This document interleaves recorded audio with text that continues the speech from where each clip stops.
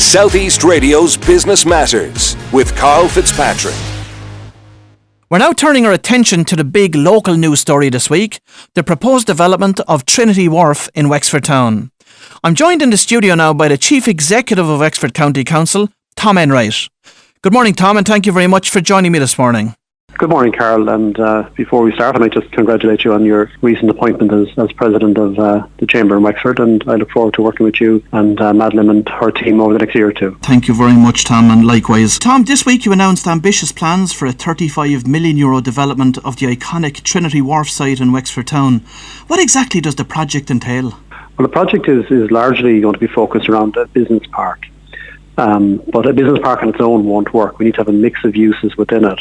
So we're looking at a business park which would be high quality corporate office space of scale, and together with some restaurants, bars, hotel, public park and public realm areas, and we're also looking at the feasibility of constructing a marina for the town adjacent to the site as well. Now, how different is this project from what Derry McPhillips originally secured planning for some 10 years ago? It's a lot different. The Derry McPhillips development was a much more elaborate development. It was a much more high density development.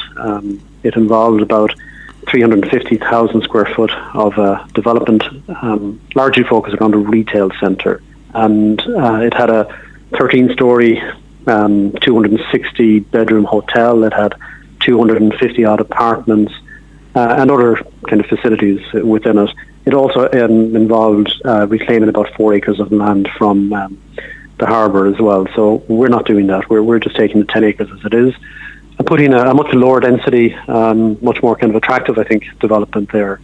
And I think Derry McPhillips' proposal was, I suppose, kind of a symptom of the Celtic Tiger years. It was when, developers were, thought there was no end to people wanting developments.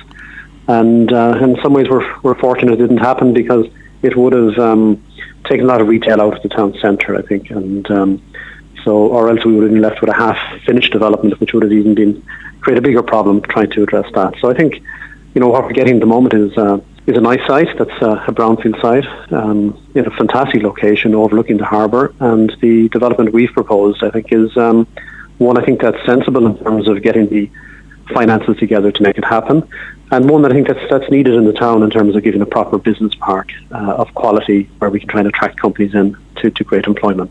Tom, there's certainly been lots of positive vibes around this announcement this week, but I suppose people are wondering, what are the anticipated timelines for it? Well, we're looking at the time frame for this is over the next 3 to 5 years. It's a major project, so it's going to take time. We started the process last year of acquiring the site. It took us the best part of 12 months to do that, given there was a complex nature in terms of the ownership. But the site is coming into our possession in the last 2 weeks, and that's why we've made the announcement. But in the meantime, we've been lining up architects to prepare master plan for the site, so that we have set out exactly what we're going to do. And so we have initial plans prepared, but we'll be appointing architects in the next few weeks to do the detailed plans. We've also been talking to a number of companies, both here in Wexford and outside of Wexford, who are looking for accommodation. And we've also been talking to a number of investors, the type of people that we'd like to try and partner with, to make this development happen. And Tom, do you envisage any issues regarding planning? Not really. I mean, planning permission was already granted 10 years ago. The planning permission still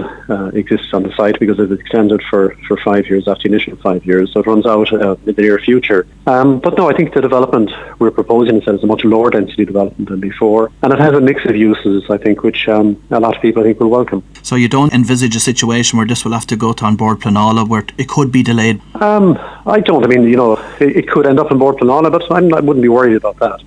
Bord Pleanála is much quicker at turning its planning decisions around than before, because obviously it's not as busy as it was a number of years ago. So, we see decisions going to Bord Pleanála and getting turned around within 6 months. So no, I don't see that as being a hold up to the project. And people are entitled to make submissions, in relation to development.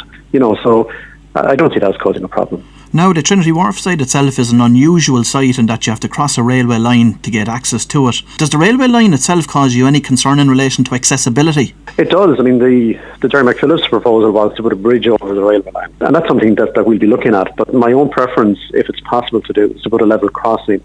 Because I think it opens up the views of the harbour. A bridge, because of the height of the bridge and because of the ramps that have to go up and down to the bridge, would block the views from Trinity Street out over the harbour. So my own preference is for a level crossing. It's much more cost effective as well. A bridge would cost €2 or €2.5 million. So we've looked at this, and there's only 4 trains a day at the moment which go along with low speed along that line of track. We're starting to discuss with Irish Rail to see can we put a level crossing at that location, which I think will be much more attractive for the site. Just in relation to attracting developers, how are you going to attract these to invest in such a high value project? Well, what we're doing is we're looking at putting the infrastructure in ourselves to the county council. So we'll be investing a few million in this site in terms of opening it up for the development. So that means putting in the access road into it, the car parking, the public amenities and facilities within the site. And then we'll be designating sites then in accordance with the master plan for office development, for hotel development, restaurant bars and other uses. And we'll be then seeking private sector interest to develop each of those components. So I think it'll be quite attractive because of the fact that the site cost has been met by the council. Again, we bought the site for €800,000, which is a fraction or less than 10% of what it was assembled for 10 years ago. So we'll have the site cost met, and we'll have met the cost of putting the infrastructure in place. So then when we attract in the private investment, then it's only for putting the buildings in place. So we will then be providing some of the guarantees in terms of a lease rate below market level and significantly below market level to be able to attract the private investment if we don't have tenants lined up before the project goes to construction. But I'm confident that we'll have a lot of interest in this project, so that when we go to construction that we will have some tenants lined up, which will give certainty to the private sector investors to be able to attract bank finance to be able to fund the project. Tom, what are you going to do to minimise the risk from a Wexford County Council perspective? Well, our risk will be minimised in the sense that we will be moving ahead with the project in a scale that we feel is viable. So as I said, it's a much smaller scale project than was originally intended, but it's one that I think will be of a scale and a size that will be economically viable. And that, as I said, we've already put some soundings out in relation to both companies that would like to locate onto the site and also investors. So I think there's minimal risk there for the council. I think there's a greater risk is that if we do nothing, if we stand back and wait for some private sector developer to buy this site and sit on it for a number of years and do nothing, I think we'll have missed an opportunity. So what we're doing here is acting as a catalyst to get things started, to partner with the private sector, to be able to make, to take on some of their risk ourselves, to put some of our own investment into this project, and in order to get a return over the medium to longer term for the town. So on the basis of that, Tom, do you see the site being developed in phases? Yes, it may well be. I would see the site being developed in 2 or 3 phases. We'll be starting to work on the Trinity Street side between the road and the railway line. That'll be the first phase. We'll open up the site, create car parking and bus car parking for the town, and that will connect us across the railway line. So that'll be the first project we'll do. We may well put a modified office building on that site, between the railway line and the road there as well. But that will depend on how the master plan is developed. And then we'll open up the site itself then and start building that then in another possibly 2 phases. I have heard some commentary this week about that particular site, with some people saying that is it not more suitable to a residential development, and would the development that you're putting forward not be more suitable to an out-of-town location? No, I don't think so at all. I think that's the danger, is that, if we don't try and develop office space and business within the town or within walking distance of the main streets, I think we'll have lost out. Because if we see the office development going out on the edge of town, you lose the positive impact of people coming into work who might go downtown afterwards and do some shopping or go down at lunchtime. It creates that atmosphere. So I think this is an ideal site because of its proximity to the town centre, because it'll bring life there as well. So no, I think it's an ideal site for that. I mean, we have been looking for the last year or two. We've been looking to try and get a site for a proper business park that's close to the town centre, and I think this is an ideal location because of the wonderful site it is right on the waterfront. And Tom, what type of companies are you hoping to attract to Trinity Wharf? Well, we're looking for, I suppose, internationally traded service companies. So companies such as finance companies, insurance companies, companies with good jobs that pay well, companies that might give an opportunity to young Wexford people that might have moved away because they couldn't have got employment here over the last number of years, and give them an opportunity to come back. So I think we'll see a mix of jobs on the site, but we'd be certainly looking at reasonably well paid jobs with people that would have good disposable income to start spending around the town. Yes, because I know some of the criticisms that have been made about the jobs which have been created in the town in recent years are centred around the perception that they were lower paid jobs. So I'm sure it's encouraging for many of our listeners to hear that it's certainly a consideration that you have to make sure that the jobs that go onto the Trinity Wharf site will be quite well paid.